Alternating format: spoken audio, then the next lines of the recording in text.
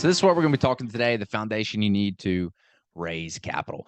But real quick, turning land into new housing communities, this series that we're talking about, like I realize a lot of people don't know what land development is. So here's a brief picture. There's two types of sales that you can do in land development. One is when you just find the raw land, you get it approved, and you sell the paper. So you can see here, this is a paper deal. The lots are subdivided. The city has approved it. You can just sell that piece of paper. You don't have to, you really don't have to raise a lot of money, honestly, to go and do something like that. You can just sell the paper to builders. And this is great. I'm going to show you a deal we did where we sold the paper here in a second. We made like $400,000.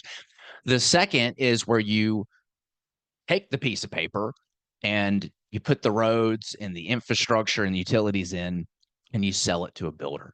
These are like your finished lots. If you can imagine creating a neighborhood without any houses in it, that's essentially what you're doing. So those are the two types: selling the entitled paper or actually selling the finished developed lots. Here's a deal we did where all we did was we just flipped the paper to a large national builder, and we made $446,000 on the deal. So you can make a lot of money just flipping the paper. You can make a lot of more money if you actually develop it. So real quick, what did we talk about last week? Last week we covered, you've got an interested seller, you've found the right land. Now what do? We talked about how to speak to the planning staff. We talked about how to calculate the sales price of the lot, how to calculate the development costs, how to calculate your offer to the seller, how to hire an engineer and create a concept plan to get your plat approved. We talked about the studies that you're going to need. And that is what got us to this point. So if you have deal under contract, you are to the point where the numbers make sense, you're trying to get your preliminary plat approval, now it's going to be time to start laying your foundation to raise money. And the vehicle we're going to be using today is a syndication. This is the best example that I know about a syndication. You can see there's a bunch of people right here, and there's a building, and we have an airplane. So what the heck does an airplane have to do with these people in this building? Well, in an airplane, what happens is no one individual can afford to buy the whole airplane unless you're Elon Musk or Jeff Bezos.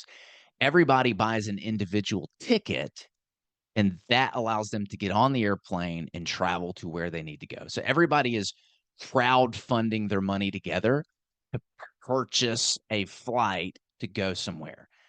And that is exactly what investors do with a syndication. The investors are pooling their money together to buy a large building of some sort. This could be doing a new community. It could be doing an apartment, land development, whatever it is. But the sponsor, aka you, is the one that puts the deal together, crowd funds from the investors, and pools their capital together to get everybody where they want to go, which is to be able to buy these buildings that no one person would be able to buy on their own. Here's the journey that every single capital raiser goes on when they start. They first start with their friends and family. Then they move on. They always run out of friends and family because your network's only so big. Then they have to move on to attracting accredited investors. This is people that they don't know, but need to get in front of, and they have money. And then finally, the fund of funds and institutions model. So after you've built your accredited investor machine, you're typically going and you've got like some deals underneath your belt. You're starting to do larger and larger stuff. Usually you need to move on from people giving you $50, $100, $200,000, and you start working with institutions that write these $10 million, minimum checks. Like there's institutions you can literally go to, and if you can't place a $10 million equity check, they don't want to talk to you. So that's the path of every capital raiser. And next week, we're going to talk about friends and family specifically, what to do, what to say, how to approach them after we talk about building the foundation. But real quick, if you want, text your email to 901-596-6425. Forget to delete this right here. We're going to give you your free guide. This is from a SEC attorney, Mauricio, 5 things every syndicator must know to stay out of jail. text or email to this phone number. On the last giveaway we gave away last week, some of the emails didn't go through. I don't know why. So if you just send your email to this phone number, that way it doesn't end up in spam. We know we got it. Take a picture of this. We'll make sure that you get this free resource guide. But that is the biggest thing, is you want to be able to stay out of jail, because there are laws around raising capital and you do not want to break the. All right. We're going to be talking about 506B syndication. So there's different vehicles depending on who you're raising money from. And this is straight out of the Regulation D from the SEC. 506B means in order to raise capital, if you set up a 506B syndication, you have to have an existing relationship, aka 506B means you're going to go raise from friends and family, people that you have an existing relationship. They don't have to be an accredited investor. We'll talk about what that means here in a minute, but they must have some kind of experience investing, technically be a sophisticated investor. So if the SEC audits you, if you have a deal that goes bad, or the SEC audits you for whatever reason, someone calls them, and you can't explain how you've proven that this person is a sophisticated investor, aka if you have not hopped on a call with them and asked about their past investment experience, that's going to be a problem. And then with 506B, you cannot advertise your deals, the returns. So this is all just word of mouth. You can't post the deal online. You can't advertise it. You can only raise it from friends and family. Now, a 506C syndication, they must be accredited investors. You can check out what these qualifications are on Google. I believe they've got to have $200,000 of provable income the last 2 years and reasonably expect to make $200,000 this year if they're filing separate. And they've got to have or they have to have a minimum net worth of like $1 million. And there's third-party companies you can use to verify this stuff, but know that you can advertise. If you set up a 506C syndication, that means you're going after accredited investors. It can be friends and family, but you have to prove their accreditation status. Yeah, they have to verify their income or verify their net worth. They've got to be worth, I believe, $1 million without their primary residence. But the cool thing with 506C is you can advertise. So you can put ads out there and try to aggregate investors together. All right, so that's some of the basics on raising money. Let's talk about building our foundation. Here are the psychological hurdles that you've got to overcome in order to get people to give you money. And you're not going to be surprised here. They got to get you to know, like, and trust you, and you got to create scarcity. So who'd have thunk? I got to get people to know, like, and trust me. This is why most people already start out with friends and family, because friends and family know you and they like you. And so really the only hurdle you got to overcome is getting them to trust you, or getting them to trust you with their money. So we're going to be talking about the trust thing here in a little bit. And then there's this create scarcity that's important as well. So getting people to know you. Again, we're laying a foundation here before we're reaching out to people. Because I don't know about you, it's a lot easier when people reach out to me and want to give me money than when I have to reach out to them. The goal is to go where the eyeballs are. No surprise, Google, Facebook, Instagram, LinkedIn, YouTube, podcasts. People need to know who you are and what you do. And the best way to do that is to go where the eyeballs are. If people don't know that you have a deal or the types of deals that you do, then they're not going to invest with you. So let's talk about how to get people to like you. Oh, coffee's delicious. Number one is you need to tell your story. 2, you need to have videos of you so that they can get to know you. And 3, you need to have a personal website. Let's talk about those 3. Again, we're trying to get people to know, like, and trust us. And the first step is getting people to like us. So let's talk about how to do that. Telling your story. There's a really great book called Story Brand by Donald Miller. I think everybody should read this book. And it talks about how to tell your story in a way that allows the audience to connect with you. Now, when I was telling my story earlier, you might have felt a little bit of connection to me when I got fired, when I lost my sense of identity. You know, that is part of the Story Brand framework. This is something that's designed to capture attention, entertain, and get people to connect. You've probably heard of this before. It's famous in Hollywood. Every great Hollywood movie pretty much uses this exact framework. You might have a character like Simba from The Lion King who has a problem. He thought he killed Mufasa, right? Scar tells him that, he's the one that killed Mufasa, and he runs away.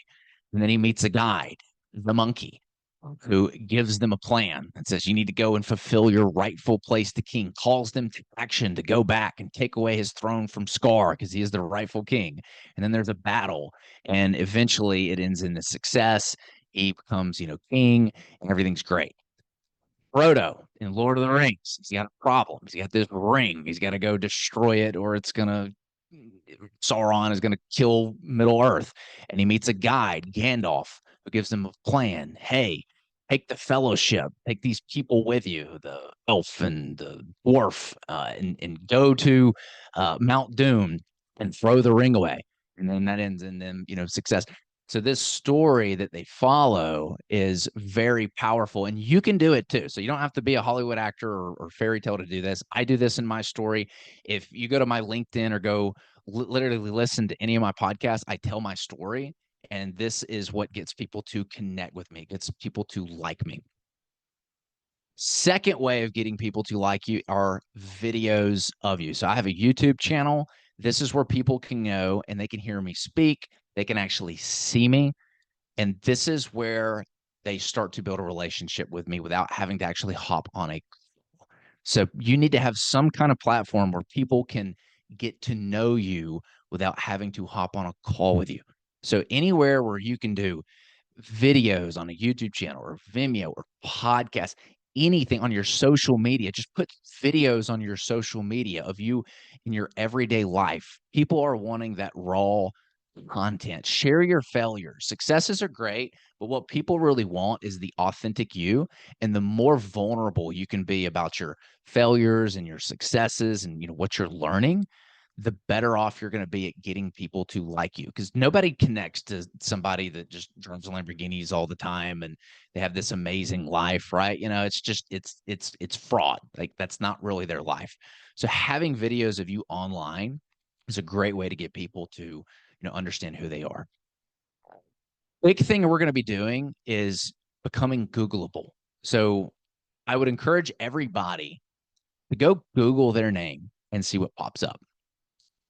Because if you're raising money, I can promise you the people that are considering giving you money are Googling you, and you need to see what pops up. So I highly recommend everybody go get their own personal website. Mine is thebrandoncobb.com, and have something that shows up when they Google you. My website has as soon as they go to this website, this video pops up. It's like a 2-minute about me.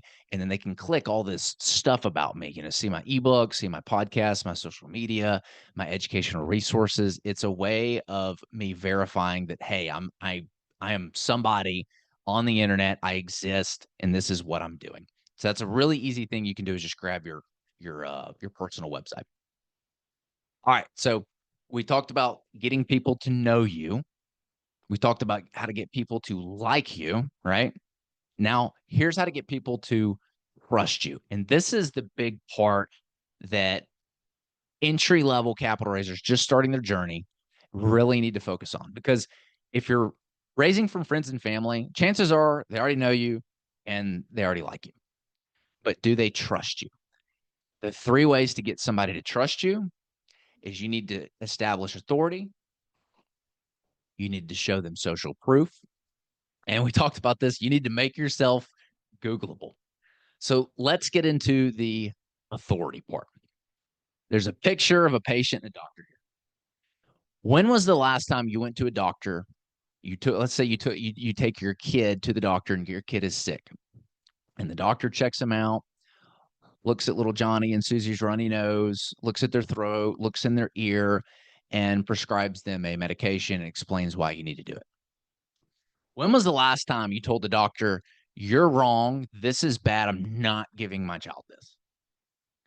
Probably close to never, because the doctor has authority. You instantly trust this doctor because of his status in the frame that's at hand. And the frame is He is the expert on the subject, and whatever he recommends to your kid, you're going to do. So we're going to be talking about how to create this authority where you can have the doctor effect on the potential investors that you're raising money from. And the three big ways to do that is having a podcast, having a YouTube channel, and then having a company website. Let's talk about the podcast. Now, this is a great way that people use to find me when they're talking about investing in real estate. We have a show called Recession Resistant Real Estate Radio. People find it, they listen to it, and then they reach out to me. But the big trend I want you guys to pay attention to is how attention has moved over the years. Attention has moved away from the TV to the YouTube channel. It's moved away from the radio to the podcast. It's moved away from newspapers to your computer. And so there's this shift to online media where everything is becoming digital. Those are where the eyeballs are going. And if you're going to be successful raising money, you need to be able to go where the eyeballs are. And so a big part of your success is having a podcast that talks about the particular subjects that your target avatar, or your friends and family, or these accredited investors are interested in. Because when they're Googling you and they find your podcast and they see that you got, even if it's 20, 30 episodes on a particular subject, you instantly have the doctor effect on them. They trust that you have an authority. Brandon's got a show. I mean, he talks about this. This is what he does for a living. That's a big part about getting your friends and family to shift their perspective away from you and your old identity to you and your new identity. For Brandon, this helped shift friends and family's perspective of him as being the medical device sales rep to Brandon, the capital raiser, the real estate guru. I hope everybody took that down, because if your friends and family see you in your old identity, whatever that is, they're going to be much less likely to give you money. You have to shift your identity or their perspective of your identity in order to get them to raise money. And a podcast is a very powerful tool to do that, because you're talking about the particular subject that you're the authority figure on, in this case, aka real estate. Next is your website. Now, this seems like a no-brainer. I'm going to share with you a couple things that you need to have on the website here, but you got to have a company website. And here's a little hack with the website. For $300, you can go to Fiverr and you get a website built. Here's the hack, though, that's going to save you, I swear, 20 or 30 hours of customly building out a website. This is what I did. I went and found someone's website that I really liked, and I told the Fiverr guy, I said, I want to copy and paste his website, but here's my information and my colors. I want to copy and paste this person's website, but here's all of my information, my logos and colors. So this website that I've got, yes, I've tweaked it a little bit, but it's literally just been taken from someone else. And I just put all of my company's information in there and my videos and my scripts. And I literally had a website in like 3 days. And you can do the exact same thing. But let's talk about what the number one goal of a website is, which a lot of people miss. A website has one function and one function only, and that is to get their phone number or email. And email is a better choice because people are much less likely to give their phone number away. That is the only reason you want a website. And most websites miss the big point. You need a lead magnet. What is a lead magnet? It is a magnet that attracts leads. Leads are investors. We give away an ebook, 100 questions business owners ask before investing. It's a free ebook. And I talk about how, are you ready to learn how to avoid an investment nightmare? Get your free ebook. So I give something away for free in exchange for their email. That is the only goal of an email, or I'm sorry, of a website, is to capture their information. Then I talk about some of the highlights right here. What does it look like working with us? And then we've got the how we change lives and about us section. So again, there's videos of me on the website, because people don't invest in deals. They invest in you. They're betting on the jockey and not necessarily the horse. And so, I'll tell you a story. My partners came to me one day and they said, Brandon, We notice that you're building HBG around you. Like you are the personal brand for capital raising. We need the brand to be built around the company, the logo. And I say, guys, nobody invests in a company or a logo. They invest in the person. This whole strategy around raising capital, it's all built around you. That's what people invest in. Nobody cares about Cardone Capital. They're investing with Grant Cardone, the person. So when you're building your brand, you need to make sure that you are all over the place and not pictures of, just pictures of your stuff. People want to invest with people. They don't want to invest with companies. All right, let's talk about the second part of creating authority, social proof. Here are the important things you need in your social proof. And again, this is really how we build trust. To build trust and get people to build us money, we have to establish ourselves as an authority figure. Before and after photos of the projects are very powerful. Having investor testimonials. And if you're just starting out and you've never raised any money before, that's fine. You're not going to have a testimonial, but try to get a testimonial as quick as possible. But you can get testimonials of people that you've done business with. So any of your vendors that have worked with you, get them to give a testimonial about your character or working with you. Any of your customers that you have, get them to talk about working with you. So you can get testimonials from people talking about you. It doesn't necessarily have to be people who've invested money with you.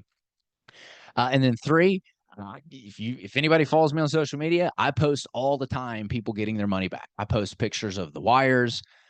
I black out their name, but I post pictures of the payoff statements. I like to show that, hey, we're giving people their money back. Here's an example of a before and after picture that I've plastered all over social media. Up here in the top left, here's a blank piece of ground with no neighborhood. In the bottom right, there's a bunch of houses.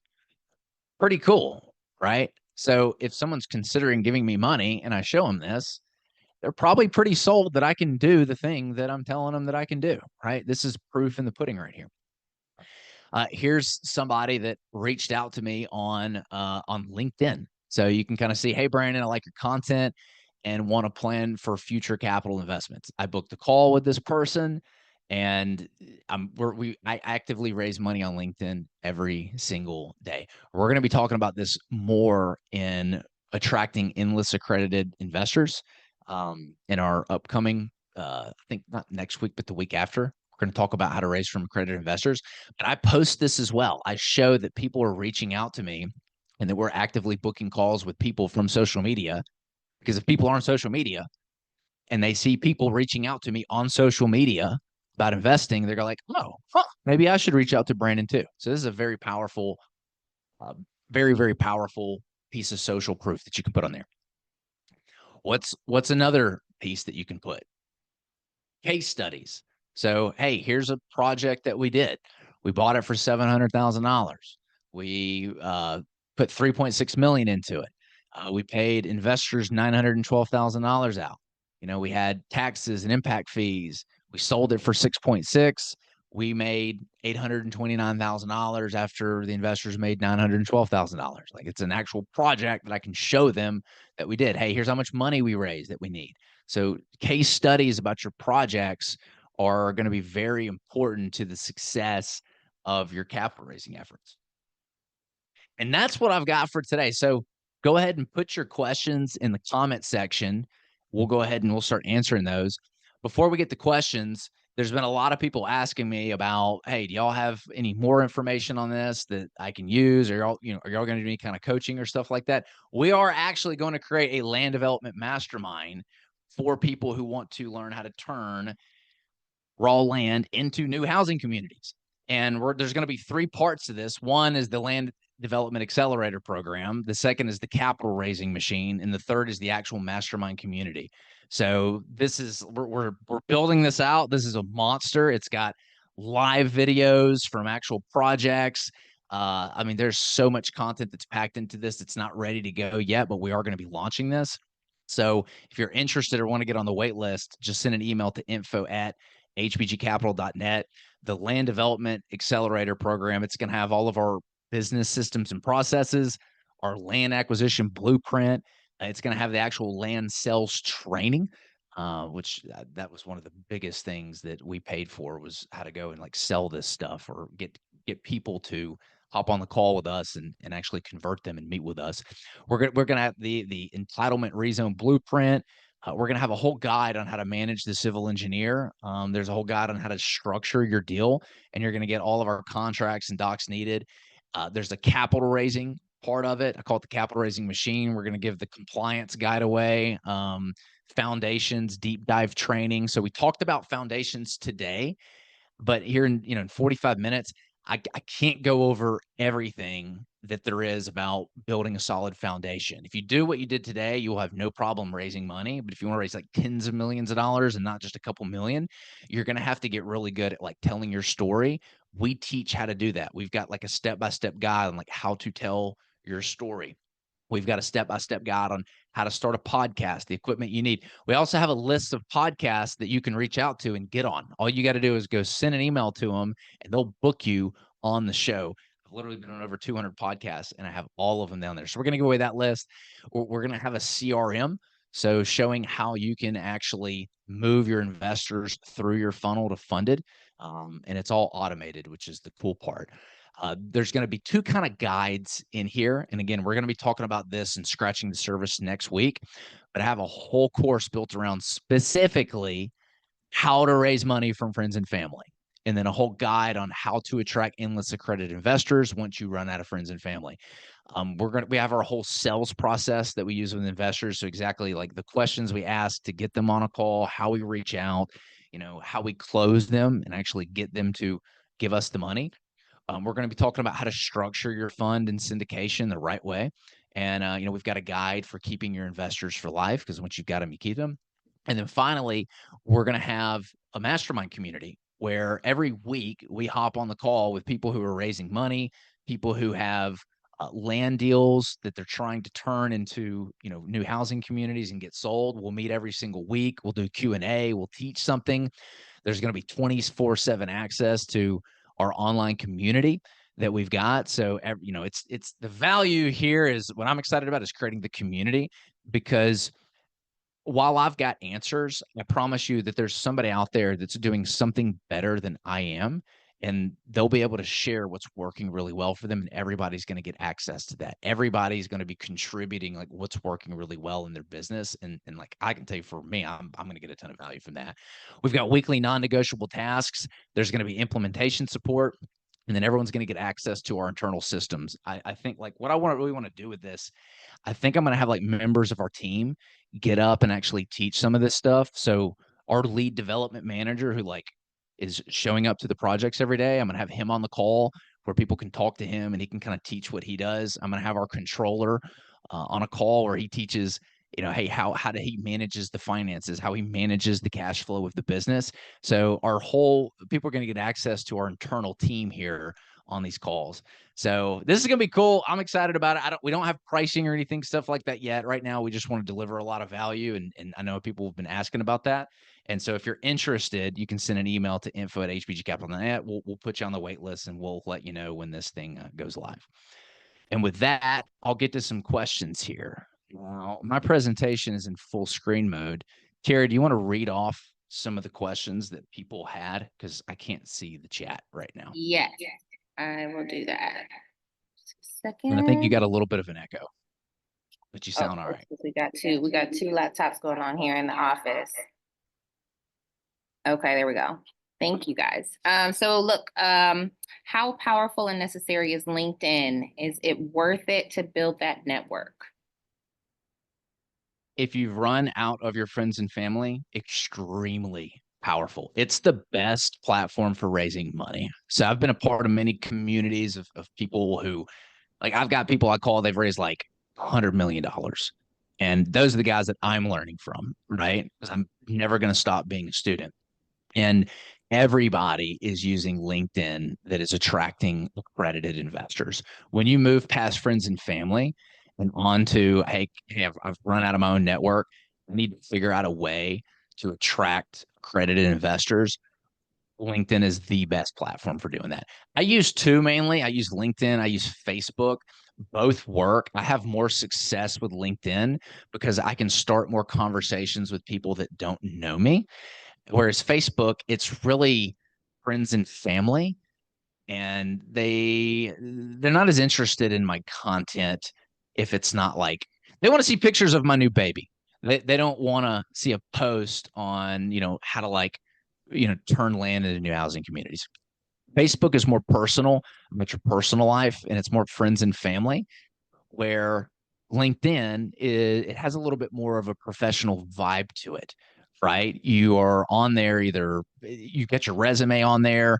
People are usually on LinkedIn because they're looking for information, right? Accredited investors are actively looking at people who put content out, teaches them the things that they would want to know to make an investment decision. So LinkedIn is huge. One of the things that I'm going to actually post in this mastermind community is our LinkedIn blueprint, like our exact strategy on how we're using LinkedIn to attract accredited investors. And I actually have Dean, my assistant, she is putting, I think she's got like 10 conversations picked out that we're going to put in there that show exactly how we got them from cold lead on LinkedIn to booking a call with us to them giving us money. So you can see in real time the actual conversations that we're having on LinkedIn to get them to give us money. It's pretty stinking cool. I've spent a lot of money on LinkedIn training courses so that you don't have to. Okay, as someone that works in let's see, that's Chris. Hold on, wait, sorry, this thing is moving fast. Christy Gonzalez, hello. As someone that works in corp still, I find myself looking up people often oh, I thought that was a question. Where can I access the recordings of last Wednesday? So they went out in the email reminder. So if you did get that, you will have it, but make sure you guys are in the pipeline. So send your emails to info@hbgcapital.net so that we have your email. You can also email me and I'll send you a link specifically for last week. So that is in the chat. That's Tara@hbgcapital.net. Any more questions? I know Oh, y'all. yeah. If you're not on our list, we send out the previous week presentation to whoever's registered. So if you're registered for this event, then you should automatically get the presentation when it goes out. Okay, Brandon, we got another one. What are your thoughts on creating personal website when you are under a brokerage? Where are we focused? Where we are focused on land sales, etc. Yeah. So if you are under a brokerage, I mean, that's not a problem. You've got a capital raising company, right? Like that's a different company that you're using to purchase real estate or syndicate funds from investors. So it's completely different than what your brokerage business is, as far as I'm concerned. Two completely different things. Just because and I've heard this before from like real estate agents, just because you're a real estate agent doesn't mean that you're not allowed to go and buy land from people. Like there's this whole idea as a real estate agent. It's like, you're going to do whatever's best for like the client. No, you can actually disclose to them that you're a real estate agent, that you work for a brokerage and you're representing yourself, and you can go and negotiate good deals for yourself. There's nowhere that says that just because you're a real estate agent, you're not allowed to buy really good real estate deals or do these things. It's not a thing. I don't know why some agents have a problem doing that, but you 100% should have a personal website that is for your other company, your capital raising company. It's separate from your brokerage business. Did that answer your question? I want to make sure that we covered our bases there. I'm assuming she's a real estate agent and not like a capital broker, because there are brokers that broker money for usually larger deals. So I want to make sure that I got the right broker term there for her. Nice. Eddie Arojo says, can you only raise money from individuals or can you combine with entities, businesses? You can raise money from whoever you want to. It does not matter. Most of our investors actually use their retirement accounts to invest. It's a little trick. So, one of the things that we teach in this community that we're going to create, that's part of the course, when I'm on a call with a potential investor, one of the questions I ask them is, have you invested using a self-directed account before? And if the investor is no, I instantly know that I can show them money that they have already that they did not know they can invest. I've raised millions of dollars just from calls where I ask this simple question and they go, yeah, I've got an old 401k from a previous employer, or yeah, I've got an IRA account, or yeah, I've got a Roth account. Why? And we show them how they can transition that money to a self-directed IRA or a self-directed Roth. And again, it gets all the benefits, but they can use those funds to invest in real estate. There's third-party companies called custodians that take care of this process for them. And we've got a third-party company that we recommend. But I can't tell you how much like I literally, in the course, I actually think I have a section where this woman gave me $500,000 because I did a podcast episode talking about this exact concept. And I invited on the podcast the custodian company that we refer people to when they want to set up these self-directed accounts and transfer their current retirement accounts to a self-directed account. And she loved the content so much that she literally gave me $500,000 because she converted it over, and she wouldn't have been able to do that had she not watched our podcast episode. So that was pretty cool, getting an email from someone that I'd never met saying, I have $500,000. I want to give it to you. And I actually show that email in the course. It's pretty cool. So you can raise from money, businesses. Most people don't invest using their name. They invest using some kind of business. From what I have found. Now, again, we work with a lot of business owners, so like that's our target avatar. And when we get to the accredited investor presentation in 2 weeks, like how to raise money from accredited investors, we talk about this concept called your target avatar and how to create that. And our target avatar are seven-figure business owners. So you'll see a lot of content we put out is geared towards seven-figure business owners. And because of that, they tend to use a lot of LLCs or retirement accounts. If you're raising from friends and family, it's a pretty good chance they'll probably be using their name, their personal name, if I had to guess. But the answer is you can raise money from individuals or businesses or entities. It does not matter. All right, we got another one from Eddie. What's the lowest and max amount of money you can raise from an individual person? I've had people give me as little as $50,000. That's kind of our minimum. And I think the biggest check I ever got was about 5 million. So it doesn't really matter. So there's no like law against, how much you can raise it. They have to have a business entity in order to give you $20 million. Right. So let's talk about laws. Always consult an attorney. So I gave away the guide, how to stay compliant. It's all about setting up your 506B or 506C correctly. So those are the two vehicles that you're going to do. If you're starting with friends and family, it's going to be 506B. And if you're starting, or if you're, move on to accredited investors or people you don't know, it's going to be a 506C. It's as long as you're set up correctly, those are going to be your guide to compliancy. Now, I say that once you get past $50 million, the laws do tend to change a little bit. And you have to make sure you're consulting an attorney to make sure that you're set up correctly. So if someone wants to give you, 50 million bucks, once you get to that point, yes, the laws are going to change a little bit. And that's why having a good attorney that you can consult with is super important. I think that answers his question right there. Okay, I have a question. What are some like downfalls or cons or pros in having a large pool of investors as opposed to one investor or two investors?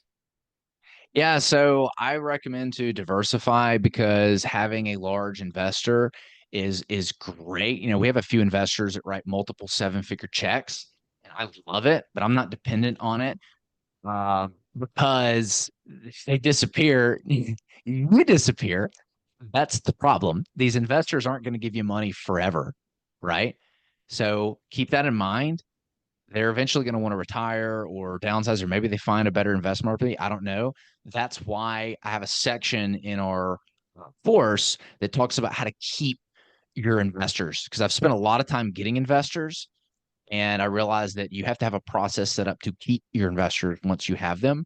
And so we teach how to do that. But you want to have a lot of different um, people. The more the better, because you're diversified at that point.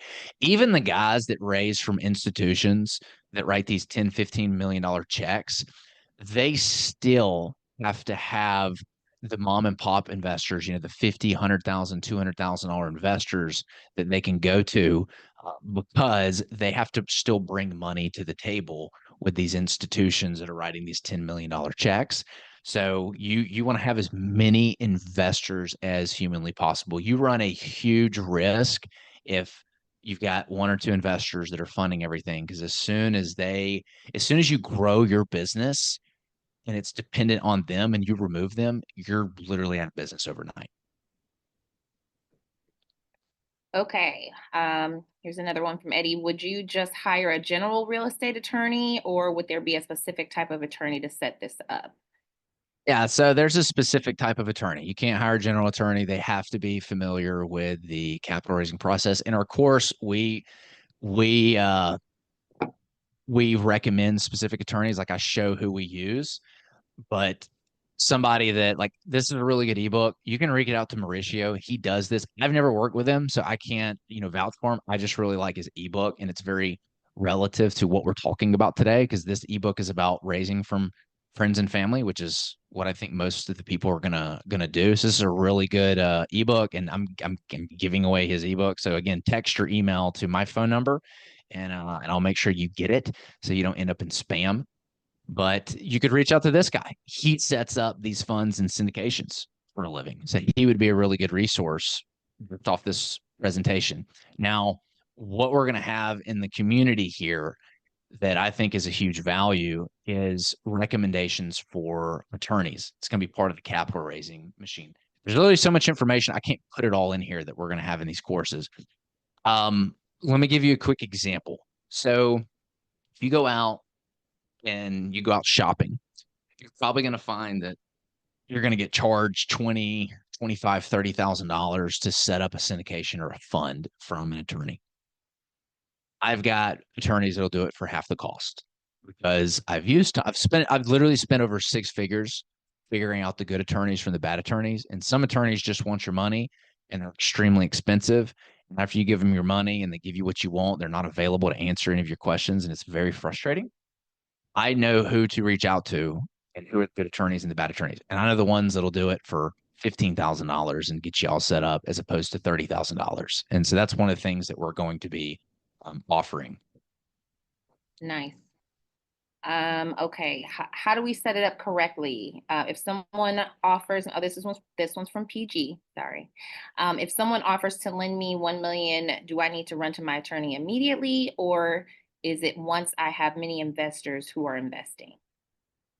Yeah, so you can't take any money until you are set up, right? That's what the SEC wants to see. They want to make sure that you're compliant.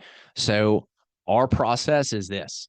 Once we get the deal past a certain stage, we then start raising money. So when one of our land deals, one of our neighborhoods is towards the end where we've got our civil drawings approved, we have a budget, we've got the buyer lined up. At that point, we go and we start raising money because we know how much money we need. We have it under contract. We have a deal. We can actually pitch to investors. We go, we pay the attorneys, we get our 506B or 506C set up, and that's when we start raising money.